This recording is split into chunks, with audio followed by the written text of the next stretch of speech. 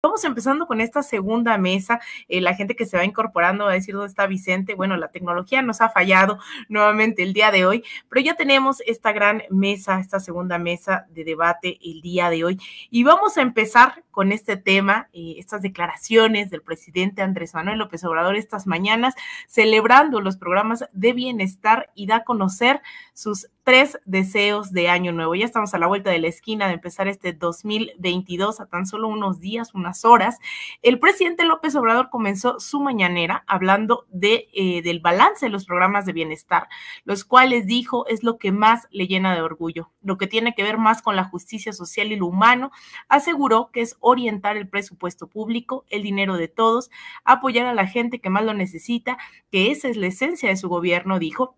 Y comentó que uno de sus deseos de año nuevo es que termine la pandemia, que ya no se siga padeciendo y sufriendo ni en México ni en el mundo, que su segundo deseo es que continúe la fortaleza cultural de México, que es lo que siempre nos ha salvado ante calamidades, que no olvidemos de dónde venimos, pues somos herederos de grandes civilizaciones y eso es lo que nos da fortaleza e identidad, que no reneguemos de nuestro origen. El que no sabe y no se siente orgulloso de dónde viene, nunca sabrá a dónde irá. Y lo tercero, ahí va el tercer deseo, es que haya menos pobres, que no falten los factores básicos de alimentación, que nadie padezca de hambre y que tenga para el estudio, para la salud, para la vivienda, desde luego el trabajo, el ingreso que alcance para lo indispensable y necesario, que todos seamos felices pensando que la felicidad no es acumular bienes materiales, sino estar con uno mismo, con nuestra conciencia y con el próximo. Determinó que este año nos fue mejor que su balance y que el que viene será todavía mejor, que no hay que perder la esperanza. Y comienza con usted, doctor Ángel Valderas. ¿Cuál es su opinión de estas declaraciones ya a la vuelta de la esquina del 2022? Bueno, Alina, pues gracias que te estás echando la tarea de coordinar esta mesa de diálogo. Y bueno, yo quiero decir antes a Eddie Small que mi mamá está muy atenta, Eddie, porque es tu fan y ya me pidió que en su tableta aparezca Eddie Small y además le da mucho gusto que va a compartir con su hijo Ángel hoy los micrófonos. Así que está mi mamá en su casa, aquí en su departamento a un lado de mi casa, con su tableta viendo a Eddie. Un beso. Ándale, gracias, Eddie. Mira, Alina, pues no nos debe de sorprender, Isaac, Eddie, creo que Alina, creo que todos coincidimos. 2006, cuando se da el fraude electoral más documentado de la historia, cuando todas estas fuerzas neoliberales impiden la voluntad democrática del pueblo de México, que habíamos decidido en 2006 llevar a Andrés Manuel López Obrador a la presidencia. Su eslogan que hoy ha retomado, que no retomó en la campaña, pero que ha retomado ya en la presidencia, era por el bien de todos, primero los pobres. Eslogan que fue tergiversado. Recordemos que aquí estuvo Dick Morris, norteamericano, estuvo Antonio Solá del Partido Popular, haciendo esa campaña negra de AMLO, un peligro para México. Tergiversan el eslogan y tratan de hacer creer, de engañar a la gente, a las clases medias, a gente que no tiene ni siquiera, que es dueño de una casa, los espantaron con el hecho de que iban a perder una casa. Yo creo que hoy vemos a un Andrés Manuel actuando en los hechos, no de manera demagógica. Los programas sociales de los que justamente debe estar muy orgulloso es el poner en práctica que van primero los pobres y que todos salimos ganando. No es una posición demagógica, no es una posición populista. Hay que tomar en cuenta que hoy los programas sociales se están llevando unos 450,000 millones de pesos, pero también hay que recordar que ya desde 2011 los grandes empresarios en este país evadían el pago de impuestos por el orden de 220,000 millones de pesos. Es decir,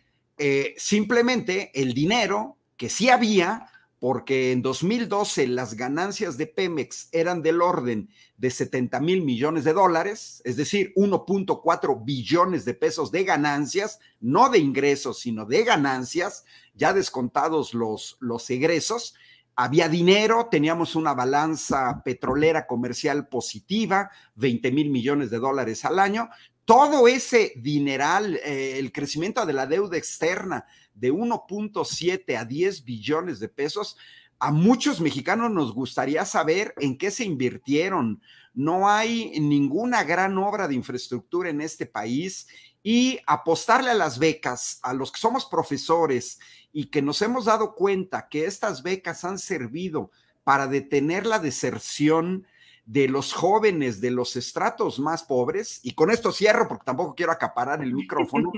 que no se diga que es populismo, Isaac, Eddie, Alina, basta que vean a los países nórdicos, y no hay que irse tan lejos, España, Francia, Italia, Alemania, el mismo Reino Unido, centro del neoliberalismo mundial con Margaret Thatcher,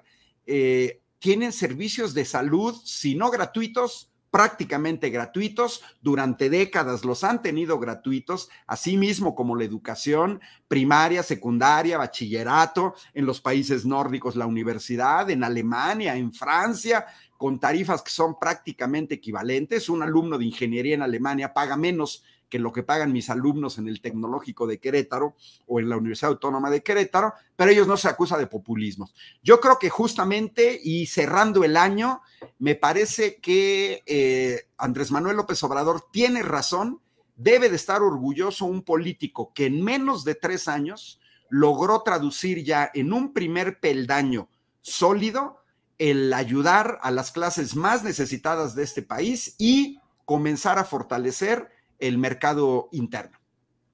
Ahí está el comentario del doctor Ángel Valderas. Yo estoy de acuerdo, hay una nueva forma de la redistribución de los ingresos del Estado y esta redistribución de las riquezas, ¿no?, del gobierno hacia la población, y eso se materializa directamente con estos programas sociales. Pero el panorama, Eddie, ¿a ti te parece que coincides con este análisis, sobre todo pensando en estos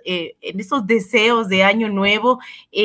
¿Qué hace falta para materializarlo? Estamos hablando de que un presidente de un país de más de 100 millones de mexicanos y mexicanas le está apostando a la disminución de la pobreza, a mayor distribución de los ingresos del gobierno, a mayores programas sociales, a mayor infraestructura. Pero ¿tú crees que eso es viable a corto, mediano plazo? Y si no, ¿qué obstáculos ves en este horizonte ya que estamos a unas horas del 2022, Eddie? No, pues muchas gracias, Alina. Primero que nada, un beso y un abrazo a tu señora madre, doctor Ángel, que estás ahí sintonizándonos. Gracias por ser fan y gracias sobre todo por su cariño. Y a ti, doctor Ángel, pues te he seguido muy, muy de cerca. Me encantó una última plática que me aventé contigo en YouTube que diste por ahí en una presentación de una feria de libro donde hablabas de toda la parte de la reforma energética y lo profundamente empapado que estás de todo eso, y me aventé por ahí también tu ponencia que me gustó bastante, y pues gracias también a tu señora madre y a todo el público en general por su cariño. Y ahora sí, ya entrando al tema, mira, Alina, yo creo que es muy importante analizar esto, pero a profundidad, y todo siempre que cuando empiezan a hablar de todas las cosas que han tenido consecuencias, yo siempre les pregunto, esto es algo básico, inclusive cuando estoy dando conferencias, pues ¿qué fue primero, el huevo o la gallina? Porque hay que irnos al origen de todo esto. Creo que a veces queremos estar tapando soles con dedos sin entender, pues a final de cuentas, de dónde viene todo este tipo de cosas. Yo le pregunto a la oposición, si tan molesta está con los programas de bienestar y de ayuda social y económica a las personas, yo les preguntaría, ¿quiénes fueron los que organizaron y originaron todo esto? No se preguntan que si hubiésemos vivido en un país donde se hubiese cobrado como se debía de cobrar, si se hubiese hecho la recaudación como se debía de hacer, si a final de cuentas todos los patrones los hubieran comprometido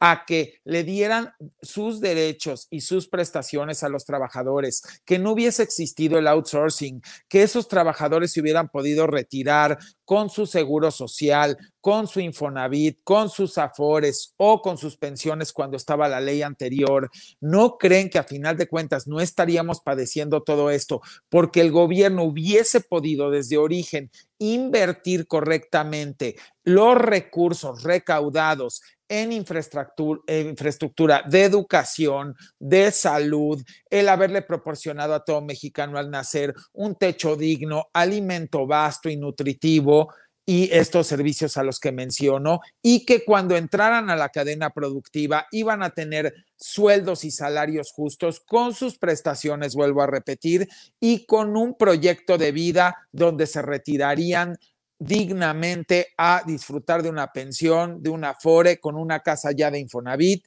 y con sus prestaciones debidas. Pero como no lo hicieron y se dedicaron durante décadas, porque este es el resumen, para la próxima vez que alguien les escriba de la oposición, se lo pueden contestar con este diálogo que estamos teniendo. ¿Tú de qué te quejas? Pues si tú a final de cuentas perteneces a ese grupo que estuvo de acuerdo en que en este país no se recaudara como se tenía que recaudar durante décadas, se saqueara lo recaudado, se endeudara el país, no se le diera por ende las prestaciones a las personas desde que nacían, no hubiera dinero para infraestructura y para desarrollo, generación de empleo, esas personas se tuvieran que retirar y de alguna manera llegar a su edad adulta sin una pensión, derivado de todo esto, permitieran ustedes el outsourcing, permitieran que no se pagaran las cuotas obreros patronales porque los patrones decidían no darles el seguro y sus prestaciones a los colaboradores, y generando una bola de nieve en la cual nada más derivó en pobreza, carencia, el querer hacer como no veían a la gente que no tenía, el no les importar exigir que se respetaran lo que son las obligaciones, porque un ciudadano exige derechos, pero también tiene obligaciones. Y si a final de cuentas no se exigían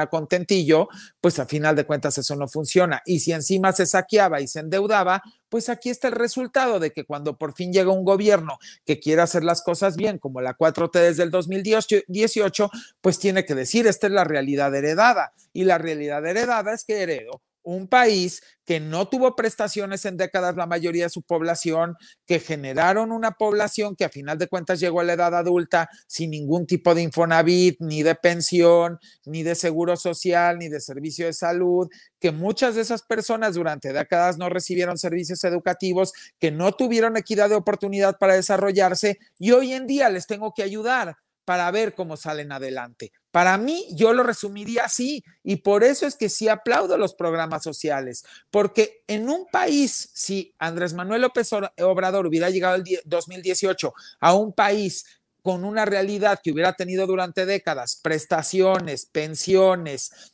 oportunidades de que naces, techo digno, alimento digno, desarrollo, servicios educativos y servicios de salud, no hubiese tenido la necesidad de tener que estar haciendo todo este tipo de cosas. Y creo que con eso yo lo resumo. Es bastante claro cuál es la realidad. Para que dejen de estar criticando a quien llegó a tratar de poner en orden la casa, mejor se pregunten quién la desordenó toda durante décadas.